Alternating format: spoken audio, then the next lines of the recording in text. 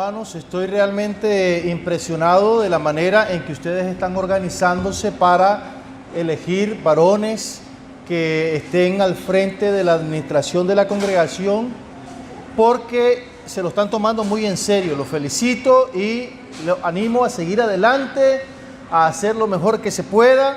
Hoy vamos a estudiar 4 ideas específicas sobre este asunto de elegir personas para que estén al frente de la congregación.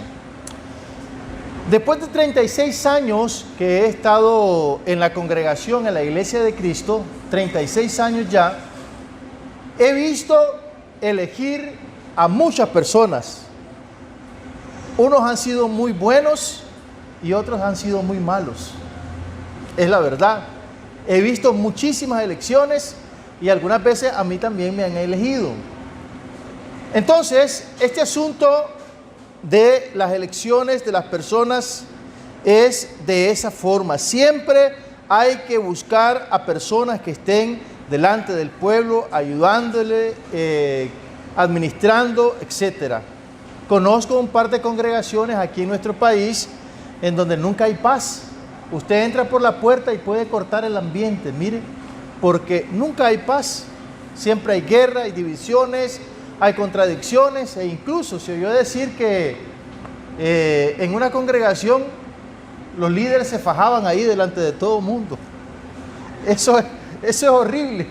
No entiendo cómo en una iglesia pueden parecer esas cosas, pero pasan. Entonces, por eso les digo que en esta trayectoria de 36 años he visto buenos y malos siervos trabajando en la iglesia. Ahora bien, una cosa muy importante que las personas que vayan a estar en esa lista de personas a elegir es la siguiente. La iglesia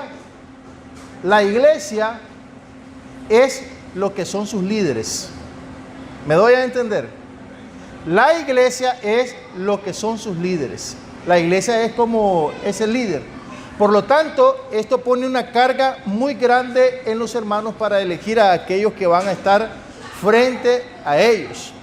En la Biblia, cuando se hace elecciones de personas que van a administrar los planes del Señor, hay un elemento en común siempre, y que acá lo están tomando muy en cuenta y por eso lo felicito. El elemento que siempre tiene que estar en medio de la elección de siervos del Señor es la presencia de Dios dirigiendo esas elecciones. La presencia de Dios dirigiendo esas elecciones. Comencemos entonces a hablar de 4 ideas específicas que quiero disertar junto con ustedes respecto a quienes califican para ser elegidos. Algunas veces las personas que estamos al frente no hacemos las cosas bien y lamentablemente hay que sustituir a esas personas. Lamentablemente. Miren el pasaje de 1 de Samuel, capítulo 16, versículo 1, donde dice así: el Señor le dijo a Samuel: ¿cuánto tiempo vas a quedarte llorando por Saúl si ya lo he rechazado como rey de Israel? Samuel estaba sufriendo porque Dios había tomado la decisión de desplazar, de excluir del reinado a Saúl, pero le da una orden: mejor llena de aceite tu cuerno y ponte en camino. Voy a enviarte a Belén, a la casa de Isaí, pues he escogido como rey a uno de sus hijos. Palabra de Dios.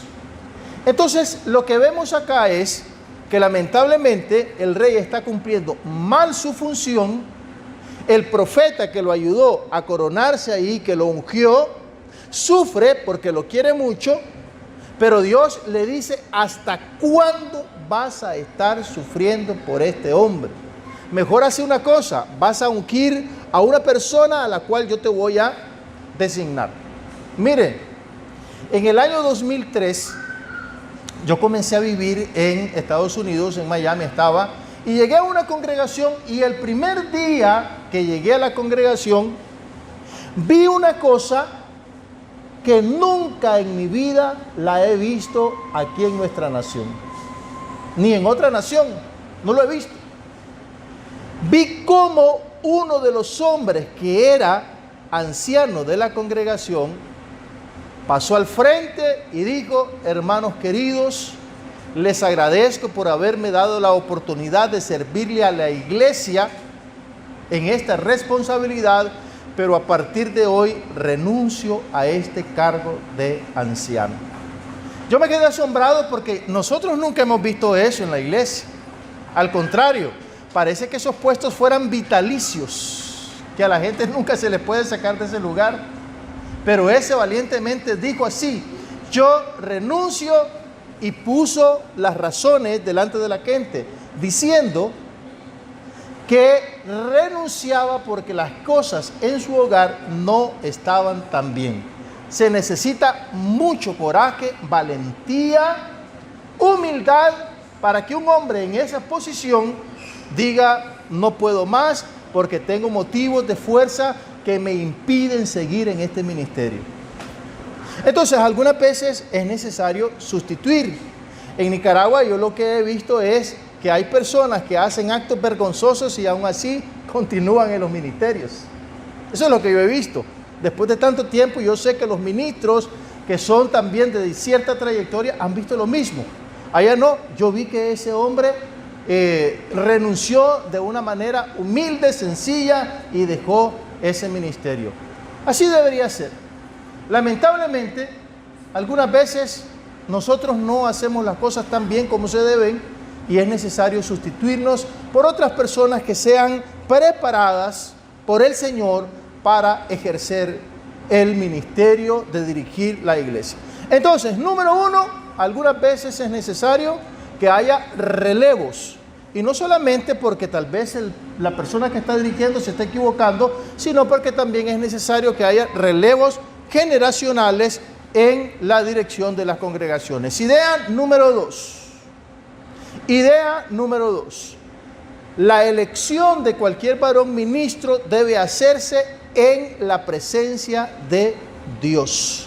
La Biblia dice que el Señor le manda a Samuel a que él lleve un carnero y vaya a adorar, y en esa adoración haga la unción de un hijo de Isaí para que sea rey. Entonces, Dios está en medio de su pueblo cuando su pueblo, bajo oración, guiado por la palabra, elige a las autoridades que estarán administrando las cosas de la iglesia. Es importante y es correcto instruir a la iglesia sobre la elección de sus dirigentes mediante la palabra, que es lo que se está haciendo en esta congregación de manera correcta. Después nadie puede decir: es que yo no sabía, es que nadie nos dijo, es que no nos instruyeron. Se está hablando de una forma bien clara, y vuelvo a felicitar a la congregación, a sus dirigentes actualmente, porque están diciéndole a la iglesia cómo se debe hacer todo aquello para preparar bien el camino, y que Dios bendiga a los hermanos que estarán ministrando la congregación. Ahora bien, es fundamental que se ore en presencia de Dios de todo corazón para que estas personas sean las correctas a elegir. En Hechos capítulo 2 dice la Biblia que se oró y se echó suertes sobre las personas que eran candidatas a ocupar el puesto de Judas. Y en Hechos capítulo 13 dice que cuando mandaron a los misioneros, Pablo, Bernabé y otros que estaban ahí, oraron y ayunaron al Espíritu Santo de Dios, al Padre Celestial, para que pudiera escoger de entre los que estaban ahí a las personas que iban a ir a la misión. Entonces, Dios, mis queridos hermanos, tiene que estar presente y no tiene que haber intereses de que yo quiero que quede fulano, que quede sutano, que lo haga mengano. No debe ser así. Tiene que ser la voluntad de Dios la que se manifieste a través de la iglesia del Señor. Cuando Dios está en medio de nosotros, definitivamente todo tiene que salir bien. Entonces, de acuerdo a los versículos 2 al 5, la adoración al Señor, la presencia de Dios, tiene que estar entre nosotros cuando vamos a tomar decisiones importantes, sobre todo cuando tiene que ver con la dirección de su pueblo. Idea número 3, y es lo principal que deberíamos decir en esta mañana: las apariencias engañan. Mire lo que dice el versículo 7 de 1 de Samuel capítulo 16. Cuando llegaron, Samuel se fijó en Eliab y pensó. Escuche lo que dice ahí. Cuando llegaron, Samuel se fijó en Eliab y pensó: sin duda que este es el ungido del Señor. Pero el Señor le dijo a Samuel: no te dejes impresionar por su apariencia ni por su estatura, pues yo lo he rechazado. Ahora escuche lo que dice acá.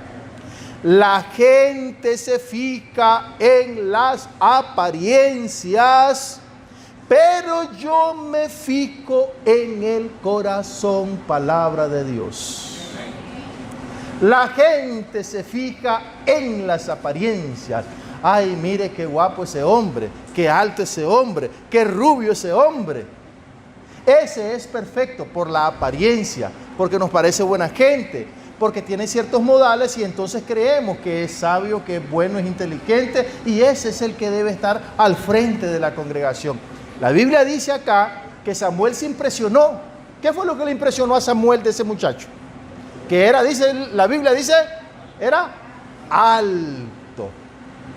Y la Biblia dice también que era, ¿cómo dice la Biblia que era? De buen parecer. Era guapo el hombre. A lo mejor hasta su barba tenía, y entonces dice, wow, dice Samuel. Este es, dice. Entonces el Señor le llama la atención y le dice: un momento, Señor, no se fije en las apariencias. Bueno, de mis hermanos que están en la lista, ¿cuántos son los guapos? ¿Cuántos son los guapos? ¿O todos estamos ahí? No hay uno.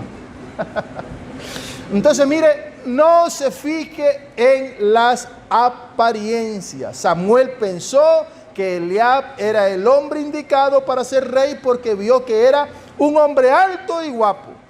Le pasó lo mismo que a muchos de nosotros.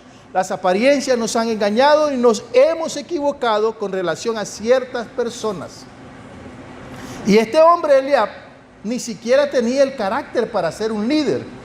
Porque, ¿qué estaba haciendo Eliab cuando Goliat estaba desafiando al ejército de Israel? ¿Qué estaba haciendo Eliab? ¿Qué estaba haciendo Eliab? ¿No lo recuerdan ustedes? Estaba con los otros cobardes del ejército escondiéndose y a ver quién tomaba la iniciativa para ir a luchar contra Goliat. Eso era lo que estaba haciendo. Mira, el carácter de este hombre no era un carácter de un líder.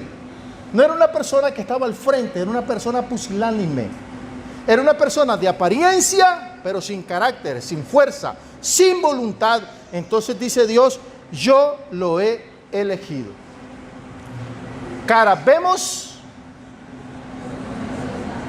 no se oye. Caras vemos, corazones no sabemos. El dicho es sabio. Existe una teoría psicológica formulada en 1955 llamada la ventana de Johari.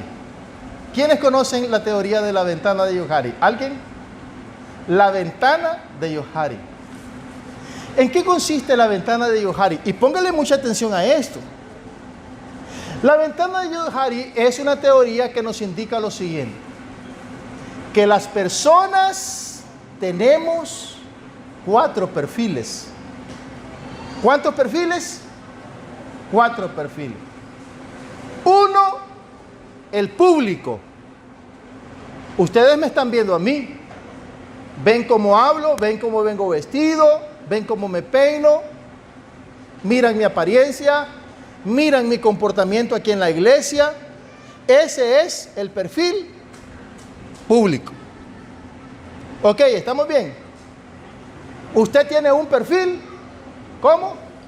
Público. Lo conoce la de la pulpería, ese perfil lo conocen en la iglesia, en la escuela, en su trabajo. Ese es su perfil público, lo que usted presenta ante el mundo. ¿Estamos bien? Pero usted también tiene un punto ciego. Algo que los demás ven de usted, pero que usted no ve de sí mismo. Y por eso, cuando usted le dice al otro, mira, ¿en qué estoy fallando? Decime, y a qué le dice, usted se enoja, porque usted no está viendo su error, pero el otro sí. Tenemos un punto ciego. Tenemos un punto desconocido, que no lo conocemos ni nosotros ni los demás. ¿Cuántos perfiles llevamos? Y le voy a hablar del más feo. De eso vamos a hablar ahorita. Mire, el punto público, lo que yo estoy presentando, me miran. El punto ciego, lo que otros ven de mí, pero que yo no veo. Lo desconocido, que no lo veo yo ni lo ven los demás. Y el peor, la cara secreta. El que usted conoce y que nadie más conoce. Y que si los demás se dieran cuenta, lo cortarían de comunión. Eso es la ventana de Yohari. La manera en cómo los especialistas nos dicen que tenemos que analizarlo. ¿Por qué digo esto? Por lo siguiente, hermanos queridos, los hombres que ustedes van a elegir, que son 8,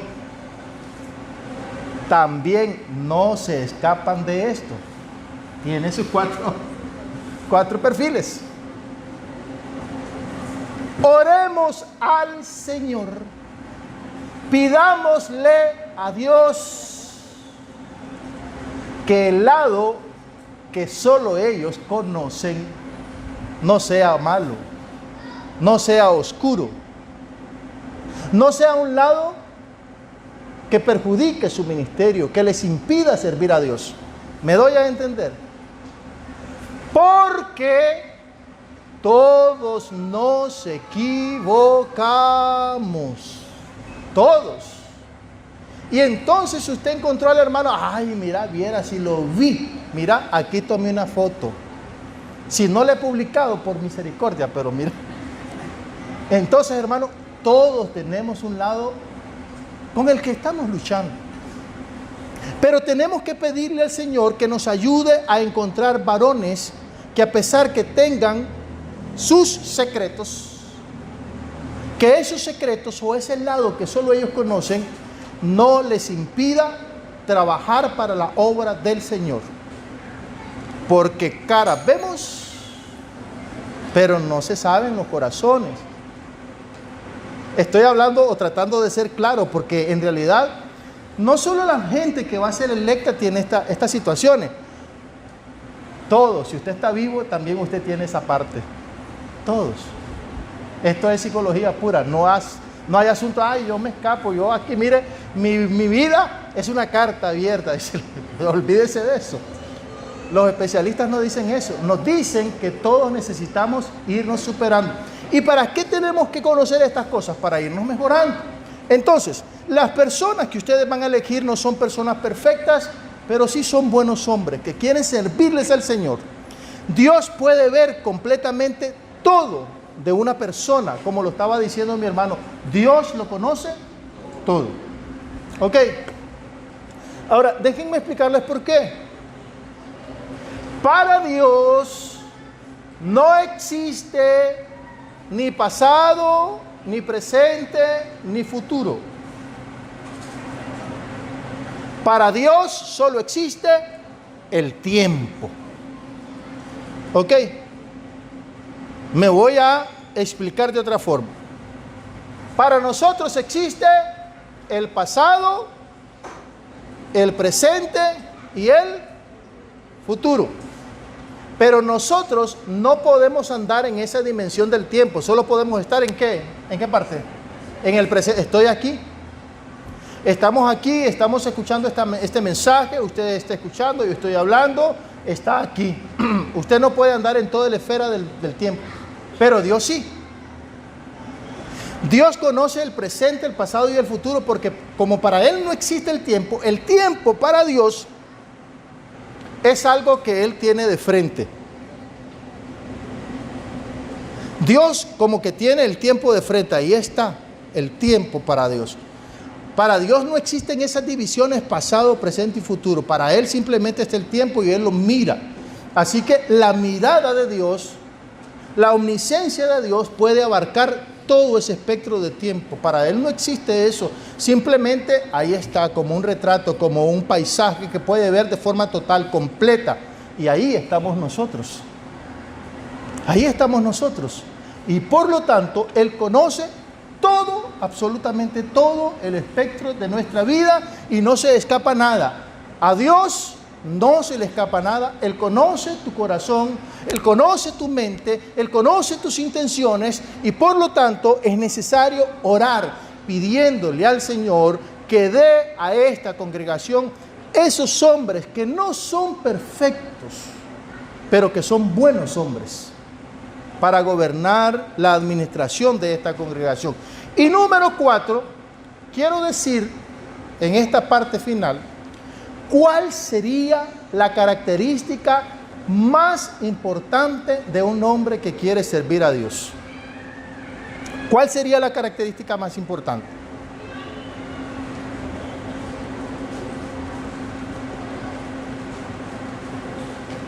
La característica más importante que un hombre que quiere servir a Dios es que ese hombre sea obediente al Señor. La obediencia de ese hombre a la palabra de Dios, porque Dios conoce el corazón. Y en el corazón es donde está la esencia de lo que nosotros somos.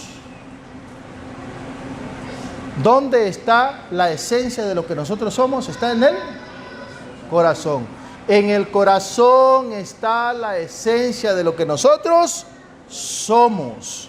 Lucas capítulo 6, versículo 45 dice: el hombre bueno del buen tesoro de su corazón saca lo bueno. El hombre bueno del buen tesoro de su corazón saca lo bueno. Y del árbol bueno solo pueden salir frutos malos.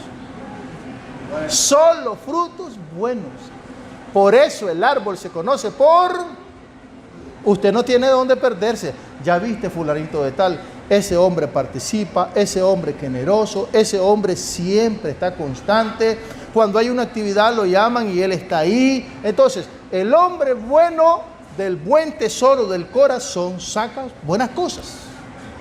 Entonces, el corazón es importante en el sentido de que representa la esencia de lo que nosotros somos.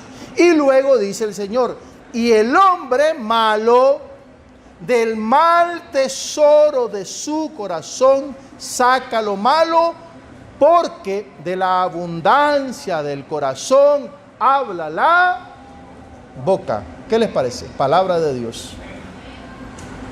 A un hombre, a una persona se le puede reconocer por sus actos, por sus palabras, y no debemos confundirnos. Ay, ya conociste la historia de fulano de tal, vieras qué mal hombre, ese es un falso maestro, este es aquí, este es allá, pero usted está viendo la trayectoria de ese hombre o de esa mujer que es intachable. Pero el resto comienza a hablar y hablar y hablar. Tiene uno sus calumniadores, pero la Biblia dice que el hombre bueno del buen tesoro de su corazón saca buenas cosas. No podemos confundirnos. Ahora, los discípulos convivieron con Judas, pero ellos no sabían lo que estaba pasando en el corazón de Judas, ¿verdad? No sabían. Por lo tanto, mis hermanos, los animo a orar y a pedirle al Señor: Señor, danos varones conforme a tu corazón. Personas que tengan pureza en el corazón. David no era un hombre perfecto, pero fue a quien Dios escogió para gobernar la nación.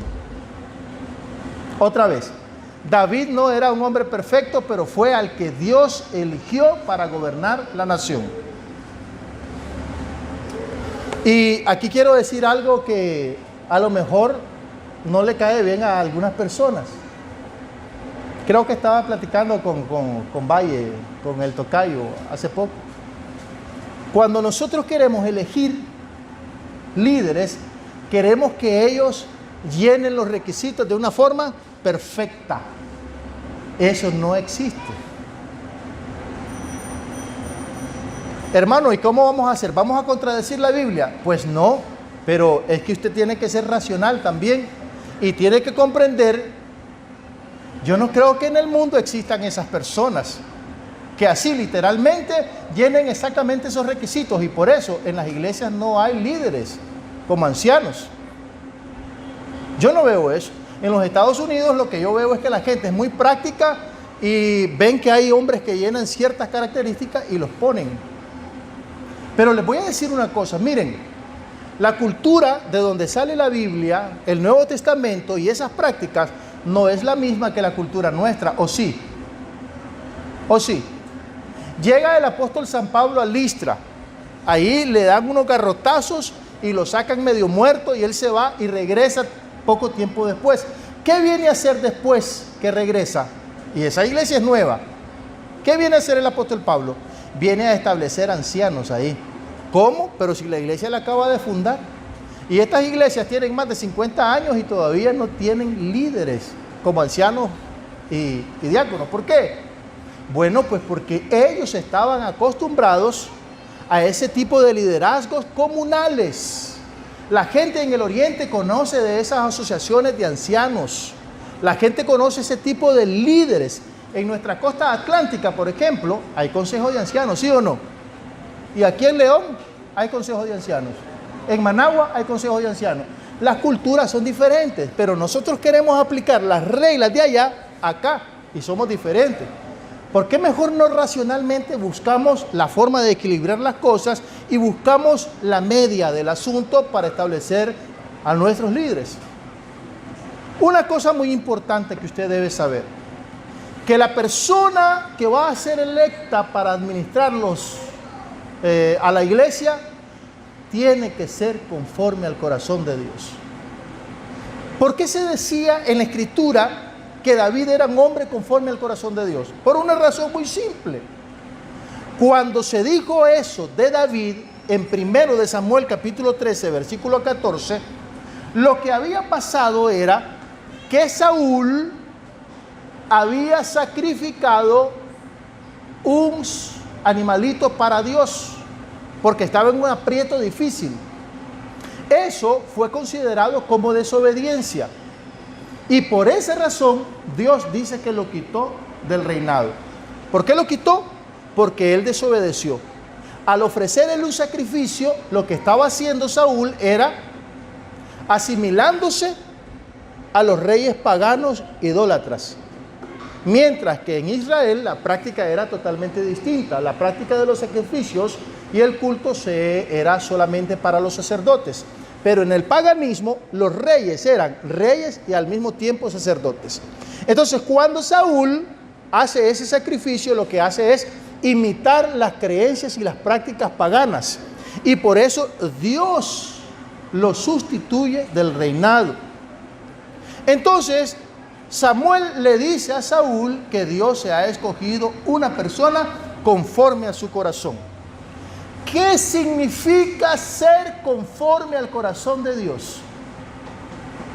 ¿Sabe qué significa ser conforme al corazón de Dios?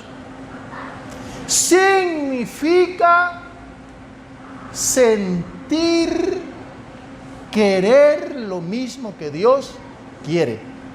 En otras palabras, ser uno con Dios. Y solo somos uno con Dios cuando queremos hacer lo que Él quiere que nosotros hagamos. Hay un sentimiento, la voluntad de Dios. Y yo tengo ese mismo sentimiento, querer hacer su voluntad. ¿Soy uno con Dios, sí o no, en ese sentido? Cuando nosotros somos obedientes a la palabra, nos volvemos uno con Dios.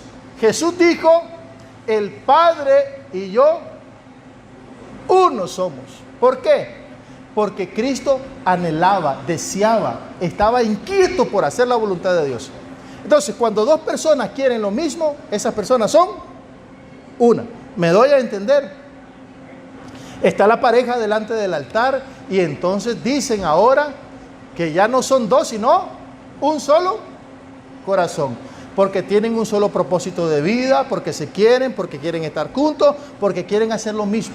Cuando usted desee hacer lo mismo que Dios le ordena en su palabra, usted tendrá el corazón de Dios.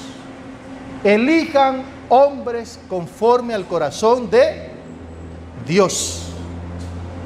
No elijan hombres que quieran atornillarse a los puestos ministeriales.